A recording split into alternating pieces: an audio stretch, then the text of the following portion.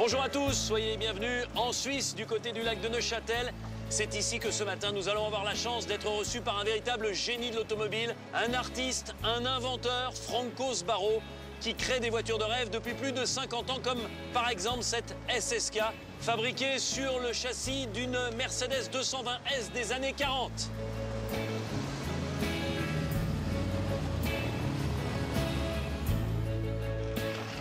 Bonjour Franco. Bonjour Denis. Merci de nous accueillir. On vous retrouve juste après le sommaire.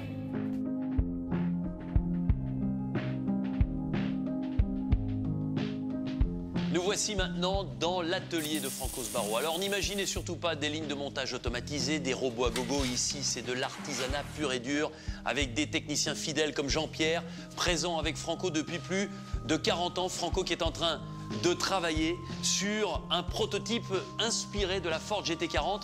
Vous êtes arrivé en Suisse à l'âge de 17 ans, 1957, et ensuite, très vite, vous avez monté votre première entreprise. Au bout de combien de temps? Une année plus tard, à 18 ans. Et le premier prototype? Quelques mois plus tard. D'où vient cette passion dévorante? J'ai presque envie de parler de vocation. Oui, ben, ça l'a été depuis tout gamin, 8 ans, et moins que ça même. Disons, je voulais absolument jouer avec ça, en réparant des vélomoteurs, des Vespa de la Brette gratuitement. Ouais. Pour le plaisir. Et déjà à cette époque-là, vous cherchiez à les modifier pour qu'ils soient plus performants? Qu'ils soient plus performants, les 4 temps, les 2 temps, évidemment. Et ça m'est resté. Et puis, naturellement, ça a progressé avec les autos. Pourquoi ne pas vous être développé avec beaucoup plus d'ouvriers, beaucoup plus de voitures produites chaque année? Non, parce que le sur-mesure se fait par une entente avec un client potentiel qui vient vous voir. S'il n'y a pas rencontre, il n'y a pas prototype. Tony, c'est pas facile parce que Franco est à côté de vous, mais si on devait le définir en quelques mots. Que rien n'est impossible, et qui m'a transmis cette passion depuis 32 ans, que je suis émerveillé de ce travail que je fais. Messieurs, dans le plein phare de la semaine, on va changer diamétralement d'univers pour évoquer des voitures fabriquées en grande série, rien à voir avec les vôtres. Dimanche dernier avait lieu un rassemblement de Dacia en banlieue parisienne, l'occasion de parler de cette marque qui marche formidablement bien en France et dans le monde. Tenez-vous bien, Dacia, c'est 45% des ventes du groupe Renault dans le monde entier. Reportage, Pierre Galassio. Franco, nous voici dans l'endroit peut-être le plus extraordinaire, là où il y a tous les prototypes terminés, et notamment celui-ci, le Memory noir. Ça me fait étrangement penser à une 250 GTO. Absolument, mais très révisité, donc, et complètement construite ici. Complètement construite comme cette SSK qu'on a conduite tout à l'heure. La Tornado, c'est pour dans quelques instants. Mais il ne faut pas oublier que Franco Sbarro, c'est aussi des brevets. Et notamment, regardez celui-ci, le brevet de la roue sans moyeu.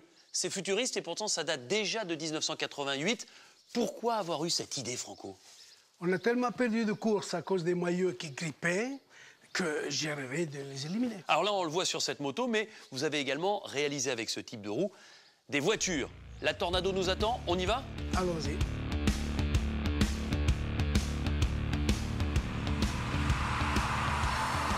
Franco, parlez-moi de cette Tornado qui a le nom du cheval de Zorro. Oui, elle est due quand même à une approche d'un ami qui avait eu Maranello de trop. Et puis qu'en discutant, finalement, il m'a laissé pleine confiance pour en faire une voiture sportive, puisque le côté sportif, chez moi, prime. Ça lui a plu, et on en a fait une deuxième. Et il n'y en aura pas 3. Et il n'y en aura pas 3, parce qu'il veut l'exclusivité. Alors Franco, c'est bien beau d'avoir une voiture unique comme celle-ci, mais j'imagine que ça coûte très cher. Non, si vous m'amenez une Maranello... Bon, faut déjà avoir une Maranello. Déjà, et puis ça m'en coûtera 200, 250 000. Est-ce qu'on peut dire que vous avez réalisé votre rêve de gamin? Oui, tout à fait, mais j'ai pas fini, hein. Je continue à faire plaisir. C'est génial de dire ça à 75 ans. Mon cher Franco, je suis persuadé que le No Limit va vous passionner puisque je vous emmène à la découverte d'une société française, Cocorico, qui travaille près d'Alençon et qui fabrique des camions de pompiers avec des échelles absolument gigantesques, 40 mètres pouvant atteindre le 13e étage d'un immeuble. Et l'avantage de cette société, c'est qu'elle exporte dans le monde entier, notamment aux États-Unis et au Brésil. Présentation, Dominique Guimont. Voilà la deuxième Tornado dont on parlait il y a quelques minutes. Et je vais profiter de l'absence de Franco Sbarro pour vous montrer son travail futur. Regardez cette Formule 1 familiale avec la place du pilote et 2 places passagers pour leur permettre à ses accompagnateurs de sentir les notions de vitesse. On en est à l'ébauche ici dans cet atelier de polyester. Je vous invite à suivre la deuxième partie d'Automoto dans quelques instants. Nous irons notamment dans l'école qu'a créée Franco Sbarro. C'est en France, à Montbéliard. Restez avec nous, à tout de suite.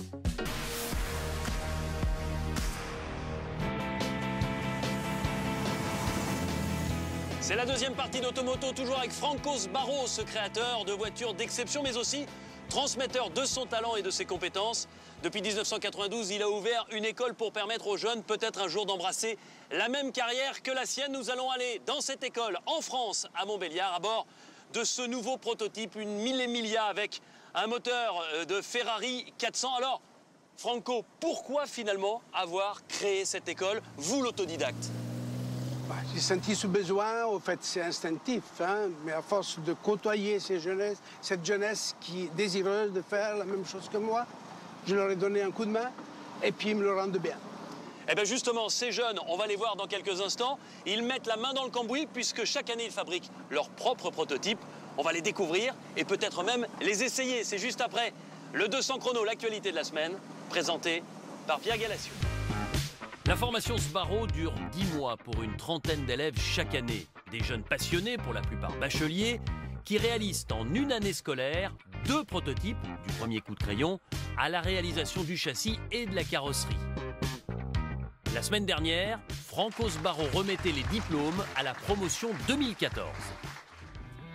Regardez, le dernier prototype, Grand Prix. 2 mois de travail pour les 27 élèves de cette promotion. Je pense que ça mérite quelques applaudissements d'abord.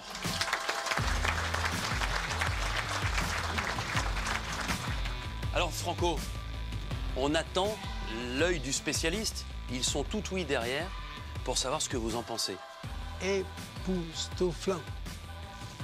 Qu'est-ce qu'on peut avoir comme félicitation plus forte que ce que vient de dire Franco? Quand je sais qu'il est livré un moteur et puis qu'on part avec une voiture Grand Prix en si peu de temps, chapeau. Bravo à vous. Franco, d'ici quelques minutes, j'aurai la chance de faire les premiers tours de roue de ce prototype qui sera présent au Salon de l'Auto au mois d'octobre prochain à Paris.